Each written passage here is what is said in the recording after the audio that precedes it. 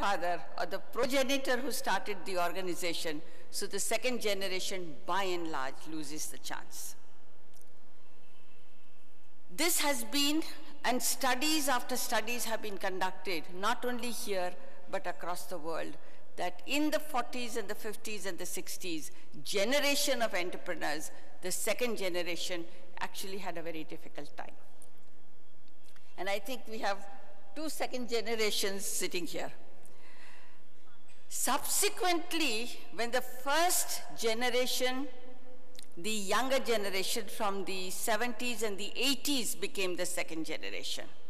And I think one of the major breakthroughs in the social cultural dynamics of the leadership of the second generation is just beginning to emerge, where the second generation takes the business far more forward and far more ahead than the first generation did. And I think this is a major, major breakthrough for our society and culture, so that the relationship between the father and the son, the relationship between the first and the second generation is beginning to be different, and the second generation is getting the opportunity to respond to the challenges and the opportunities. Let us come to the generation which is now starting up, the first generation of entrepreneurs. And I think this is the, in my view, the hope and the dream fulfillment for the tomorrow of India.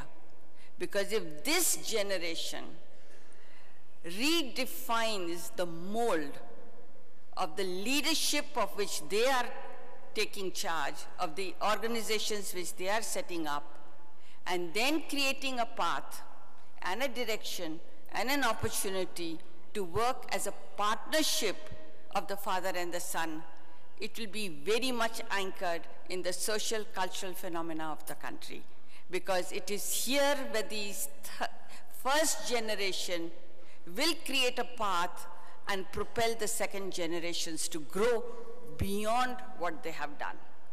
And this is where I come from, is that Indian society and culture, the students of the teacher very rarely become better than the teachers. And in my view, if today's academicians and academic teachers create opportunities where their students become better than them, will be a breakthrough of the Indian society. So for tomorrow's culture of leadership, the language is different, the societal structures have to be different, the cultural patterns have to be redesigned, actually redesigned, to give a shape, to create, to build, to add innovativeness, because the environment is actually bubbling with so many possibilities and so many potentials and so many probabilities, that it is very important that the leadership redefines its role, to say its role is to create, its role is to give shape, its role is to build, and then leave it and let the youngsters come and take it forward.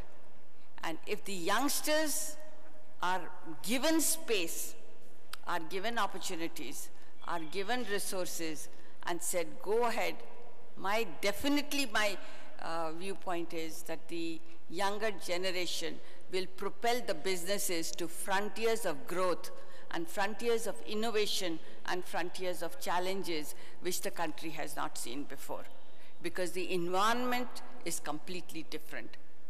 When I see my FLAME students who are from 17, 18-year-olds to the postgraduate management students, the ideas, and this is just one example, we have a program called Discover India program.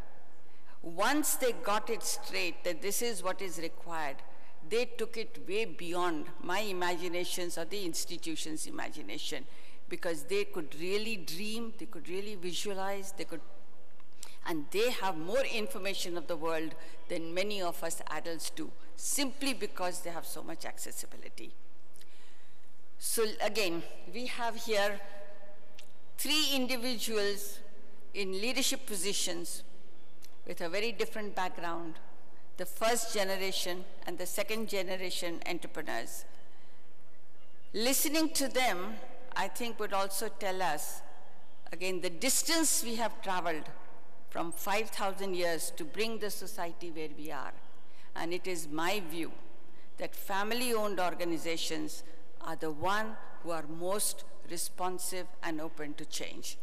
Family-owned organizations or entrepreneur-driven organizations are the ones who can really open up the frontiers of growth for the organization, for the individual, and for the country. And this is where I see the country standing at that crossroad, standing at that threshold where the country is going to be the leader in many, many aspects, not only of the industry, but in education, but in various other fields, and now in technology and innovation.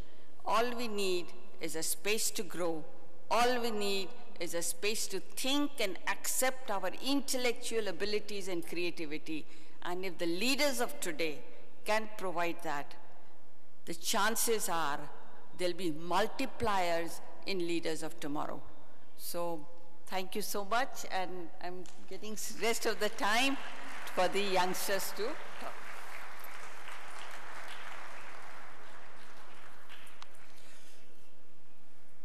Thank you very much, ma'am. You've covered a long journey on leadership in such a small and wonderful time frame.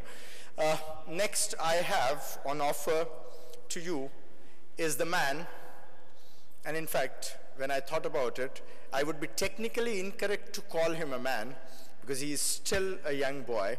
And in fact, the distinction that he is here is because he has achieved so much in this short period of time. He is with us. May I have the AV of Mr. Suhas Gopinath to show you the real boy that we have today amidst us. The AV, please.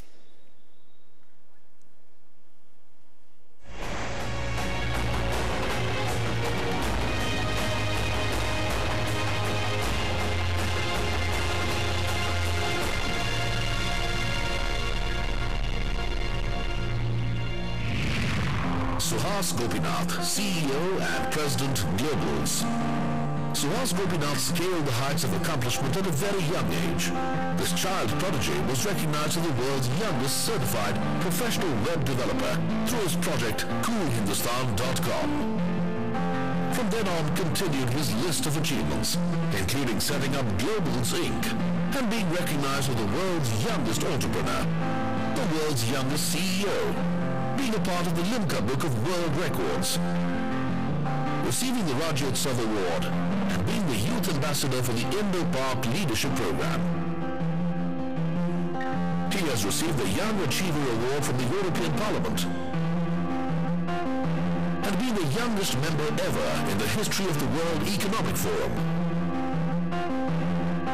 Young, brilliant leader Suhas Gopinath is an inspiration to all of us. Thank you very much, and he deserves every clap that this audience is going to give you. As you can see, he represents the leader who came almost from nowhere and built and achieved a leadership status at the international platform. His next big challenge lies in the question, how do I become the next Bill Gates from India? As Madam Indra Parekh sketched out, we have three different leaders at different stages of their leadership journey. And before the conversation starts, let me present to you the rest of the two home stars that we have here on the podium, starting with Mr. Manish Kalani, the man who gave Indore the destination, Treasure Island. May we have his audiovisual, in fact, visual introduction, please.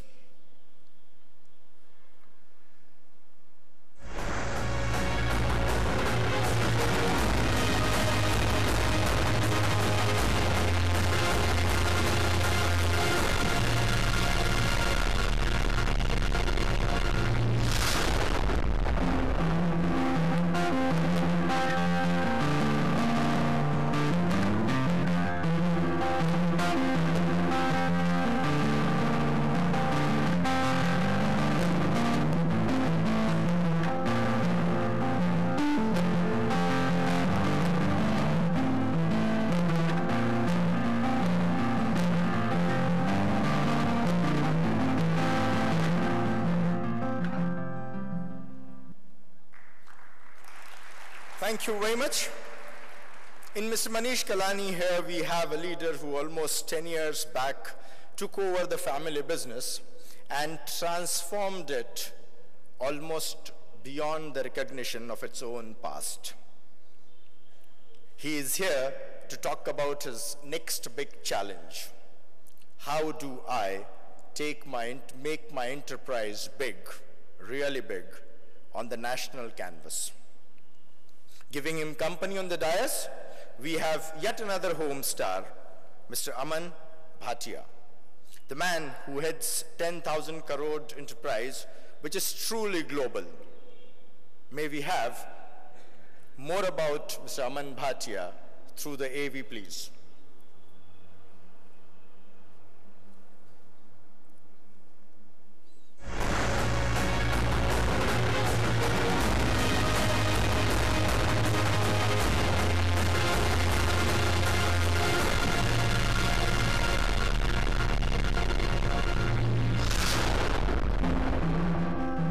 Aman Bhatia, CEO, Bhatia International Limited.